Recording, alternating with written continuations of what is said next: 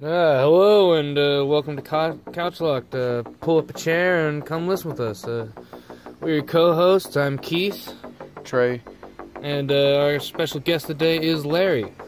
We're gonna be love roommate. the other one in the house. Today's topic is going to be covering ancient or lost treasures of old.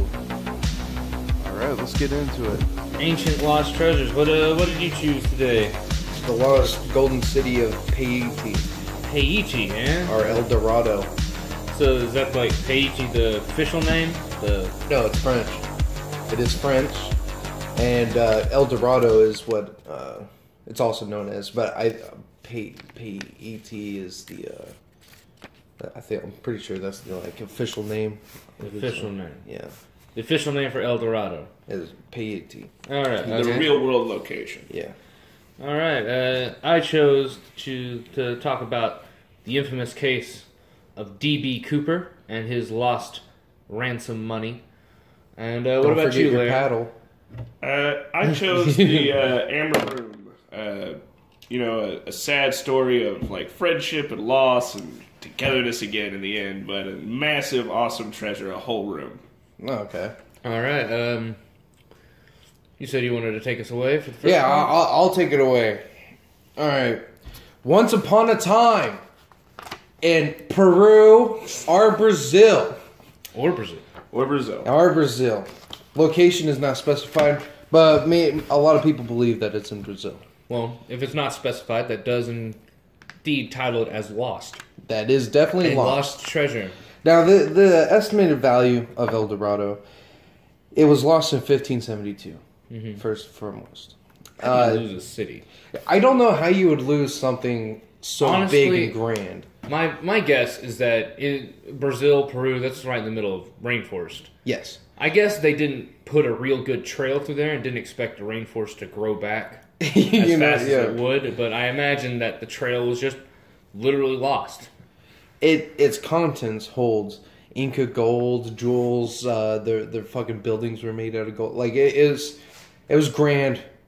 You know, it's like if Donald Trump made a city in his own vision, it'd be Haiti. The big city, the streets are literally paved with gold. Like Dubai's granddad. Yeah, and the problem with this, something that Trump would have done to protect the city, built a border around the walls from the Spanish Inquisition. Gotta keep out those Spanish. Keep out the Spanish. They should have built a wall. Made them pay for it. So the city of El Dorado needed Donald Trump. They needed Trump, just like no one else needed. Yeah, no one needs him. Anyway, estimated value is $10 million. And that could be more. That's its appraisal at or its estimated appraisal at in 2009. It could be more now.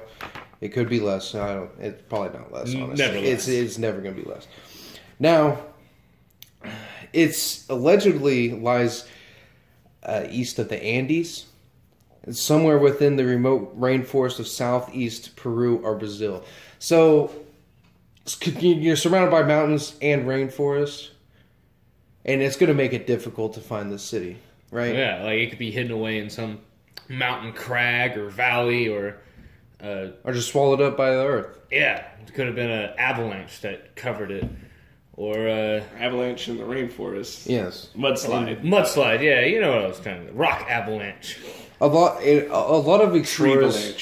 Tree A lot of explorers have died trying to find this city because of its harsh conditions, the dense mountains and the fucking rainforest. You know, it's not very forgiving. Mm-hmm. A lot of people have died in search of El Dorado. El Dorado. El Dorado. El Dorado. Yeah, make sure. I'm just gonna call it El Dorado because I can't say pay titty. Like pay the. I don't know what the fuck. Pay them titties. Pay them titties. Something Trump would never do. Because he grabs him by the pussy. Is that enough Trump jokes? I just want to get him in, you know. Yeah, that's enough. All right. The El Dorado is a legend of I don't know how to pronounce this. It's Musica. It's a type of Incan tribe. I don't know how to pronounce this, but either How's it way, spelled? it's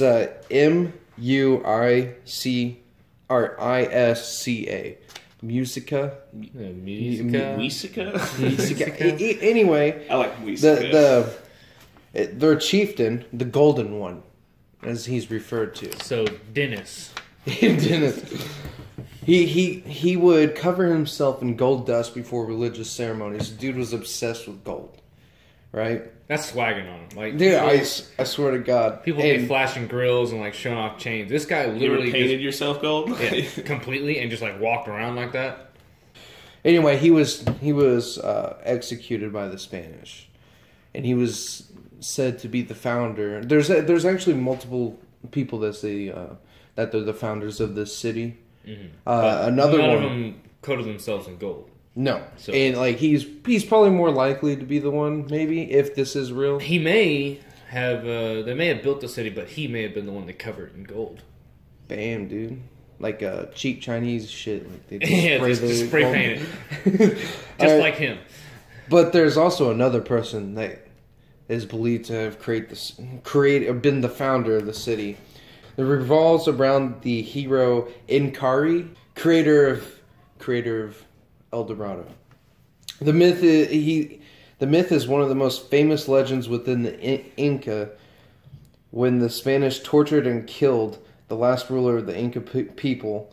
This is another big... I'm really challenging myself with this fucking story. Atalupa.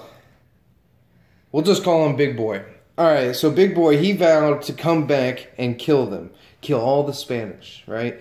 Mm-hmm. So they buried his body in several different places. Scattered around the place. So, like, if he did Classic come back... vampire stuff. He would have to, like, go around the fucking world to find his severed body part. Yeah. Question: could El Dorado be that big temple thing we see at the end of From Dusk Till Dawn? Like, if he really was a vampire, if that was that simple, do you think like The gold paint just helped him Well, I reflect mean, the sun. yeah? This is just like SPF this is Inca zombie 24K. fueled by vengeance against Alright, the so Spanish. This is different. This This, is ain't way vampire. This is way Incan- beyond. This is a lot stronger. Incan revenge zombie. Yeah, dig that's way more stronger. Now, so they buried his body all over the place.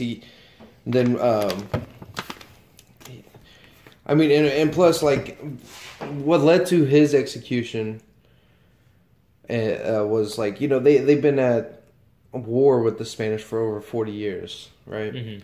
And what led to that is, like, they found their settlement, they retreated. After they found them, killed a shit ton of them off. They retreated back to, supposedly, the City of Gold. That's where they retreated back to. After their... Big Boy was killed. So, I couldn't find a lot of info about this place. There's been a lot of movies. El Dorado. You got Tomb Raider. It's in Tomb Raider. It's in a lot of books. It's very... It's popular. It's a popular myth. Yeah, Yeah. you know. And in recent findings, though, from Google Earth, nonetheless, Google, Big Boy. Even bigger boy. Even bigger boy. They show satellite images of vast settlements in Brazil. That's what leads a lot of people to believe that it's in Brazil than in Peru. More likely in Brazil. Thanks to Google. The search engine they use to find out how to make a bomb or how to delete my hard drive also provides you with vast wealth. D.B. Cooper. Most of y'all know him as... probably just from Without a Paddle. He's the main idea behind it, that they want to go find D.B. Cooper's treasure. D.B. Cooper is actually a real guy, and very interesting guy, but nothing is known about him. Yeah. On the day before Thanksgiving, November 24th, 1971, a middle-aged man boarded a Northwest Oriental Airline Boeing 727, carrying only a black attaché case. They sat there, they got up in the air, he ordered a bourbon and soda, and while he was waiting for that, he ordered a cigarette. smoked it, drank his bourbon, and somewhere around midway between the flight, he beckoned a flight attendant to come over to him. Yeah. I can already tell this man's a classy motherfucker. Like he orders a Coke and rum. Yeah, from all witness reports, he was just an average looking Joe. Nothing super special about him. But he slams puss. You got a name like D.B. Cooper. You put it in the poop. You know what I'm saying? Dan Cooper was an alias. That was yeah. He bought the ticket under a fake name. Okay. Anyways, handed her a piece of paper. She, thinking he was just trying to hit on her, give her a number, didn't read it. At which point he beckoned her in closer and said, and I quote, which she remembered this word for word because most people would if they did this. Yeah, I would not. Let me say, Miss, you'd better look at that note. I have a bomb. What? She looked at the note, read it. He confiscated the note, so they don't even know what exactly the note said. And he sat her down, opened up his case to reveal a red bomb. 4 different cylinders, all tied up to a trigger device. Oh, he legit had a bomb. He legit had a bomb, and he proved it to her. He sat her down like, Miss, you better read that. I have a bomb. And she was like, read it. He's like, maybe he's bluffing. He sat her down. He's like, oh, honey, I'm not. Look at, see that? Yeah, why would he choose this chick? Oh, she was just the flight attendant of the flight. He just wanted to tell her. Oh, this is pre 9/11. You're allowed to carry bombs. Yeah, well, no one didn't have you that bomb. Oh, you got fireworks. Oh, yeah, this nice. is in 1971. So TSA is. Not existent. Like, unless you're walking in there with, an assault rifle strapped against your chest. Just pass a guy with a bomb, and he's just practicing his Second Amendment. Here's my papers. Anyways, she goes up. She then takes his requests, and he asks for $200,000 in, quote, negotiable American currency, 4 parachutes, 2 primaries, 2 reserves, and for the Seattle airport to have a fuel truck in standby. She then goes, tells the pilots. Pilots radio in, and the owner of Northwest Oriental Airlines agrees to his terms. Doesn't want anything to happen because they physically have evidence of a bomb. You can't risk that. So they land. Lives are at stake. Yeah. They land in. The owner of the airport takes the money out in civilian clothes, just so his airline officer uniform doesn't look like a cop's. He doesn't want to spook D.B. Cooper. So he goes, delivers that. D.B. Cooper orders everyone off the plane except for the needed flight crew, the pilot and the co-pilot. Everyone else off the plane. No one harmed. Everything's good. They refuel, take off. Yeah. When they're up in the air, D.B. Cooper gives them a detailed flight plan all the way to Mexico City, involving varying altitudes, flying with the landing gear out, the wings tilted at a certain angle, certain speeds at certain intervals. Down to the wire. He knew exactly what he wanted them to do. But they were flying very erratically because of this. A lot of elevation changes. And the best guess for that is that he knew that he would probably have a tail behind him, and he wanted to get space. And, it's Seattle. There's storm clouds. Yeah. They can't see shit. Also, it shows that he had some pilot experience. Mm-hmm. Yeah. That comes in later during the investigative part. Anyways, they're talking through the radio, and D.B. Cooper hears something about one of the fuel trucks. That since they're going all the way to Mexico City, they're going to need another fuel port, and they chose Reno. There's another airport in Reno that they were talking with to do the next leg of the trip. But D.B. Cooper overheard on the radio something about one of their trucks being diverted because of an unforeseen delay. He thought that was curious, took matters slightly different. At that point, he told both the pilots to go back into the cockpit, out of the cockpit. And he went in there, closed the door behind him. They heard some shuffling, all that. Then they saw the the cabin air pressure light flick on for a moment. When they finally got down the door, D.B. Cooper was gone, left out the pilot's door. Nothing but his tie behind. Classy. So they were able to get nobody died. Nobody got harmed. But that is literally the last anyone ever saw of D.B. Cooper and the money. He had, after searching the plane more, they found that he had only taken like one of the parachutes and just gone through and snipped all the rest. Gone forever. At that point, the way he dropped out of the airplane too, the tails that were following him never saw him jump. They never saw anything until the radio that was just turned back on by the other pilots. They're like, well, he's gone. Anyways. So, have the notes about the investigation. Alright. So, after that happened, they negotiated a massive manhunt involving Army, local, and out-of-state authorities, FBI. They swept this place. Never found any physical trace. Not a piece of ripped parachute, not a lost shoe, not a freaking crap in the woods. He's a ghost. Disappeared. A lot of people assume that he just didn't survive the jump, considering no one ever saw him pull his parachute. So, they're like, well, he probably just fucking died. Just base planted. But at that point, that means that $200,000 is just laying out in the woods, which also incited non-official people to start searching for it. They never find a trace. Not a single trace. They did this for a couple years, but the FBI actually kept the investigation open for 45 years. Jesus. They finally suspended it in, let's see, when did they suspend it? July 18th, 2016. That was the last time. But they're also still openly taking any evidence given to them. So it's like, they're not investigating it, but if you find anything, you come tell us. Daddy wants his money back. What if he landed in the city of gold? That's why no one can find him. Well, that would mean that he somehow parachuted about 1,500 miles. Maybe he was sucked down by one of those like Atlantis statue like laser beams from the movie Atlantis.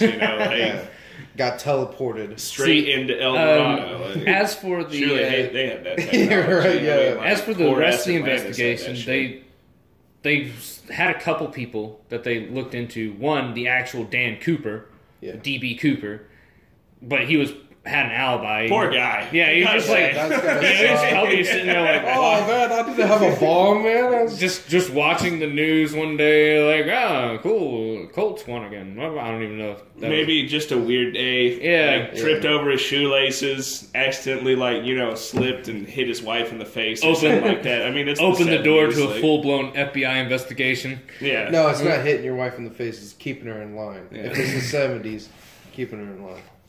All right. But as of today, nothing has been found. There was two people that took counterfeits of some of the bills given to them because they photocopied every single bill that they gave to them. So they have 200,000. Well, it was 10,000. They have 10,000 pictures of what each one of these bills would look like. And there was two people that I guess got a hold of some of the images. And they counterfeited them, and they swindled $30,000 out of a news agency for an interview with one of them claiming to be him, but it wasn't him. It was later determined to be a hoax. But hey, most people get what you paid for, bitch. A lot of people believe that he may have had a correspondent on the ground. That would make sense. And that's how he was able to just get out. That maybe he had planned his drop over it some sounds sort like of... It wasn't... if he planned it that well, he had to have somebody... A backup plan. Yeah, he had to have... Because there was, his whole plan was... It was well thought out. Yeah. I think, and he wouldn't have done something like because of his knowledge of aeronautics and the local terrain. There was one point where they were flying where he, looked out the window and, it looks like Tucson. And... So they think that he was most likely a retired military or current military in the Air Force, like or maybe a commercial pilot as well. Or a commercial pilot, true. But someone with piloting skills of some sort and extensive knowledge of the terrain. But that is the lost treasure of D.B. Cooper. $1.2 million worth of $20 bills. Beautiful, crisp 20s. Gone into the Portland, Oregon woods. All right, let's go on to our third installment on our lost treasures. Larry, what do you bring to us today? I bring a really weird relic or series of relics. I don't know. It's so much shit that I don't know like what you would truly define it as, but it goes by the Amber Room. Amber Room. I've never heard of this. All right, so a lot of people haven't. Have you ever looked at a room in your house and be like, could be better? Well, I mean, like, apparently back in, 1701 in Prussia, the current emperor of that time, King Frederick William I, was like, I could do better. And he was like, you know what? I'm just going to make this room the most ballin' thing that has ever been created. So, like... The first SoundCloud rapper to have a room. Pretty much. It's like, how much money can you dump in one spot? And it's like the Amber Room. Like that. Yeah. Like, this is what he's done. And basically, the whole room was designed with mirrors and gold and amber to recreate the soft gold glow that comes with lighting gold. But to fill the whole room with it, so that just being in it, you would be immersed in the soft. So it's gold like a living glow. Sepia tone. Exactly, but like golder. It was, like I said, built in 1701 in Berlin, which at that time was Prussia, a different state from what would eventually be Germany. Designed by sculptor Andreas Schluter. Oh, a lot of gang. And Danish amber craftsman Gottfried Wolfram. Can you imagine like living in a time where it's like, yeah, I cut amber. I am a professional. I'm a famous amber cutter, Gottfried Wolfram.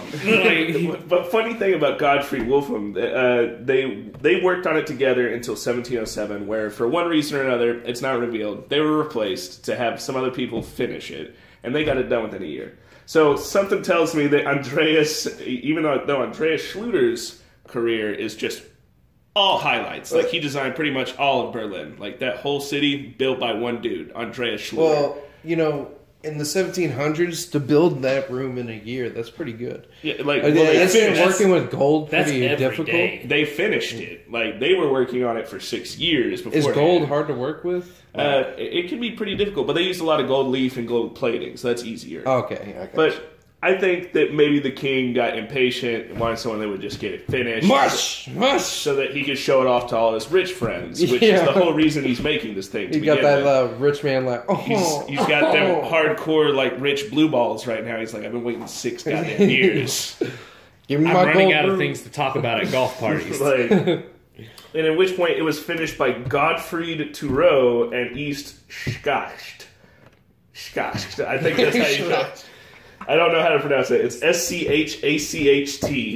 Schacht. So it's like a drunk Sean Connery ordering a scotch. But think of how funny that conversation was between the king and his 2 craftsmen. It's like, all right, you know, Andreas, Gottfried, you're taking too long. So, Gottfried, I'm replacing you with Gottfried.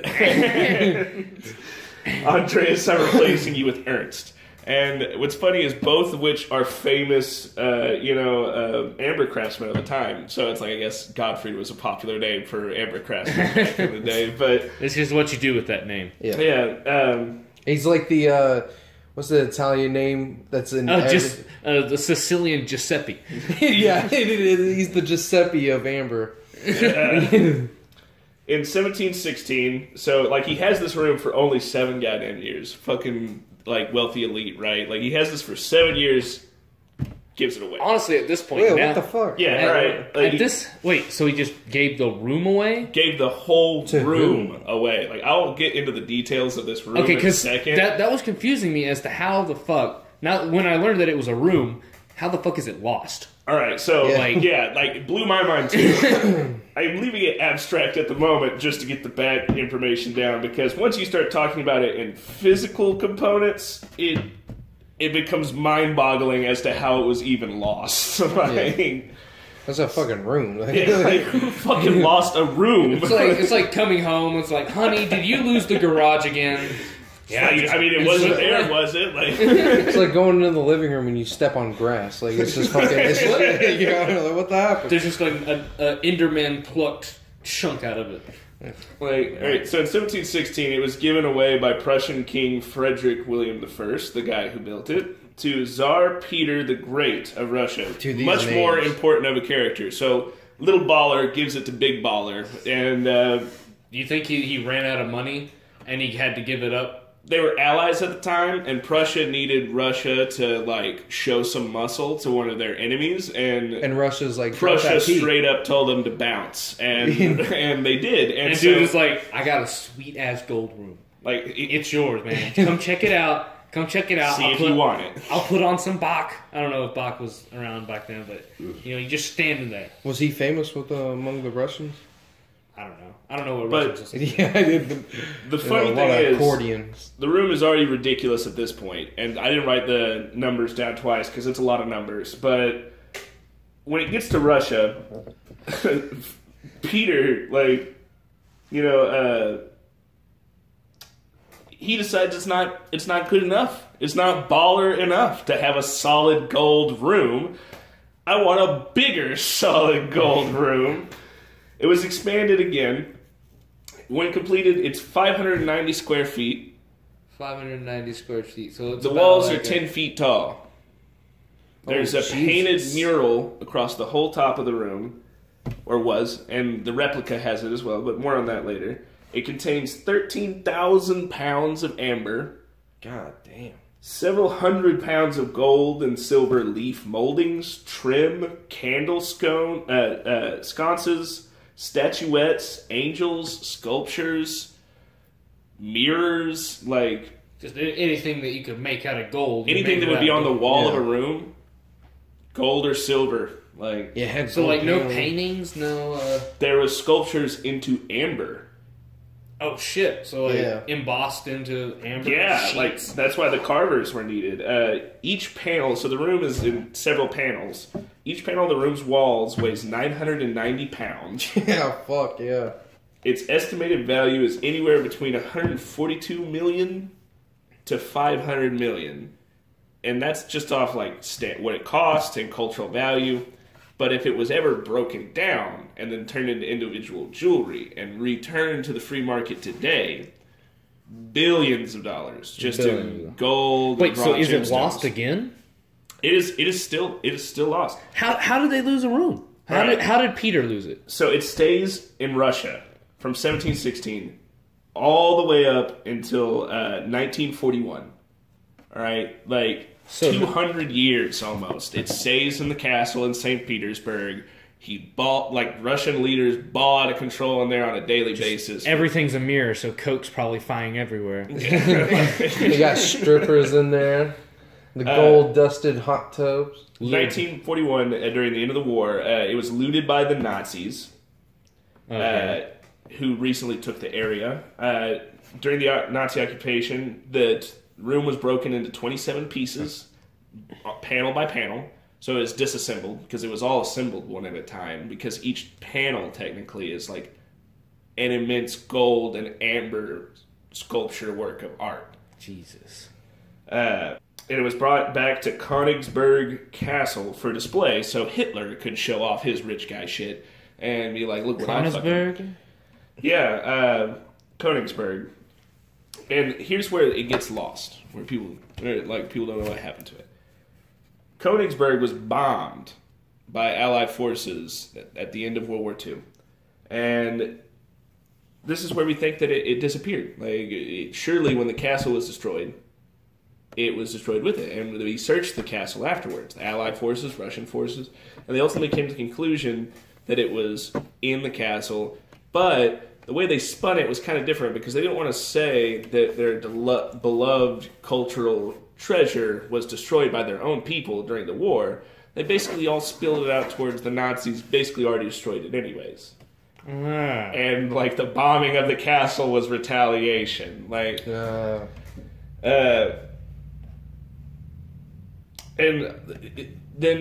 it was believed to just be destroyed. And then in, like, 65, there was an investigation done by the German government to find out what happened to it. And yeah, because even if it was destroyed, you still would have found pieces of it. Right. They searched for it, couldn't find anything. After the wars died, after people were allowed to go out there again, like, they don't find anything.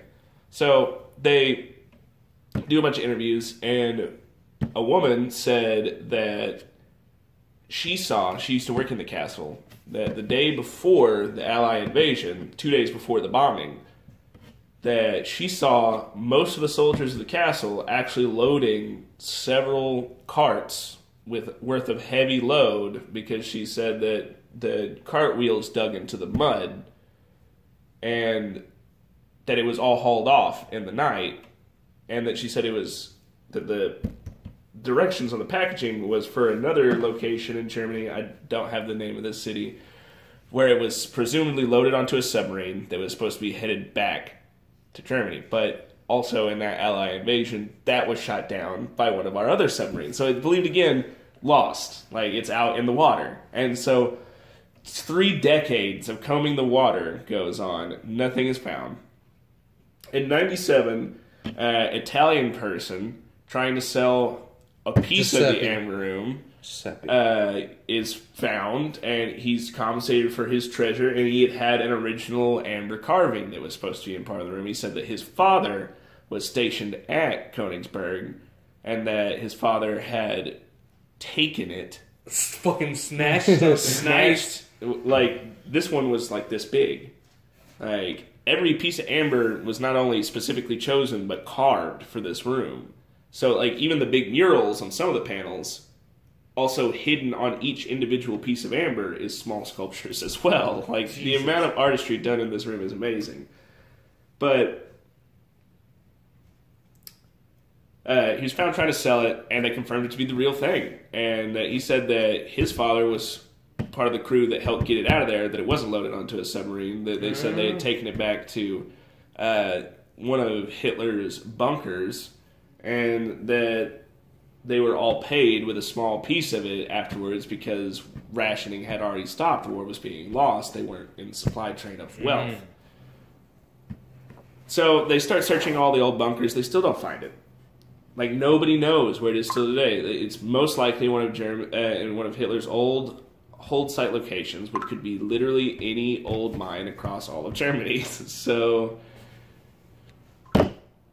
nobody knows. And there is a conspiracy about the Russian government, possibly just straight destroying it. And then blaming it on the Nazis. Blaming it on the Nazis to raise propaganda. Like, we didn't bomb it. Like, they destroyed it. Like, and then they took it back and they hid it. They have it already.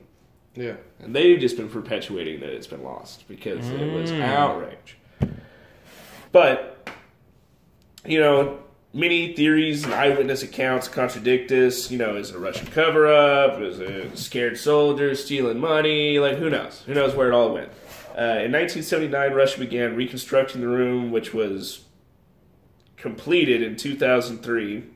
It's now open for public display in St. Petersburg. It was commissioned and sanctioned on opening day, the 300th anniversary of St. Petersburg, by the German Prime Minister and the big boy Putin himself. They're just going to dismantle it and blame it on us, United States. Pretty much, it's like... look what they've done! Look what they've done to our baller room. It's gone again.